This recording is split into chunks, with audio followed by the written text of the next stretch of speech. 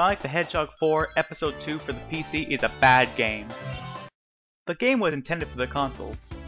Besides the archaic keyboard controls, nowhere else is it more apparent than the camera. The camera is way too close. On console, you'll be viewing the game from far away, so Sonic and Tails have to be big in order to be viewable, but this isn't really applicable for this PC, so it's a shame they didn't change it. One of the main mechanics of the Sonic game is that you move fast and the camera is back far enough in order for you to see ahead of schedule if you're going to crash into an enemy. The way this game deals with the super close camera is that in every situation that the designers intend for you to go fast, there's never going to be an obstacle in your way. It's basically not a Sonic game in this regard. One mechanic introduced in this game is the team-up moves. By hitting a button on the ground, Sonic and Tails will become one big ball of destruction. By hitting a button while in the air, Tails will pick up Sonic and fly him around for a short duration of time. The big ball thing only comes useful in areas specifically designed with its use in mind. Everywhere else is completely pointless, so this move sees almost no use. The flight move on the other hand is used almost constantly. Since the controls are so sloppy and poorly made, it's often that Sonic will run off a platform, and since this is the only safety net, it's used quite often. It's broken. The entire situation. You wouldn't need a save me from falling to my death move in the first place if the controls and platforming was actually good. It's a very sad bandage that has to be used every 2 seconds. What a poor design decision. Another problem with these two moves is that it takes about 3 seconds to pull them off. You'll click the button and wait for the animation to finish, all the while time is stopped.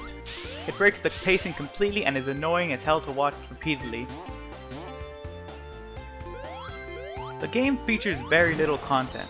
Levels are grouped together into 3 regular platformer levels and a boss stage. These groupings are known as zones. Every level within a zone shares a theme and a tile set. In total there are 5 zones. The grand total of levels excluding special stages and bosses is a measly 16. Unfortunately, to combat this shortcoming, they made every single level ungodly long. The pacing suffers for it and the experience of the whole suffers as well. The boss fights are weird. They step into the uncanny valley. They feel like a parody of Sonic boss fights. To start, even though this is a modern Sonic game, the antagonist, Dr. Eggman, has no voice acting. Even the Game Boy Advance games had him yell, "You're going to pay for this," as he leaves the scene defeated. Another example of this is how the first boss fight starts off as a parody of a boss fight from Sonic 2. One thing, however, to give the game credit on is that it's fun to discover the correct way to defeat a boss fight for the first time. They require creative use of your moves and good timing as well. Lastly, it's sometimes hard to see what's going on. The animated flashing backgrounds are visually nice and all, but I'd much rather see exactly where Sonic is on screen at any given moment. The fact that these unimportant elements distract from important elements is simply a sign of bad game design. Hey, that rhymes. Sonic the Hedgehog 4 Episode 2 is a bad game. It's a bad platformer. Its mechanics are weak and there simply isn't enough content to it. Overall, I'd skip this game. Buy only the console version for your child if they're a Sonic fan. My rating is 3 out of 10. At least the game looks nice. Thanks for watching. Au revoir.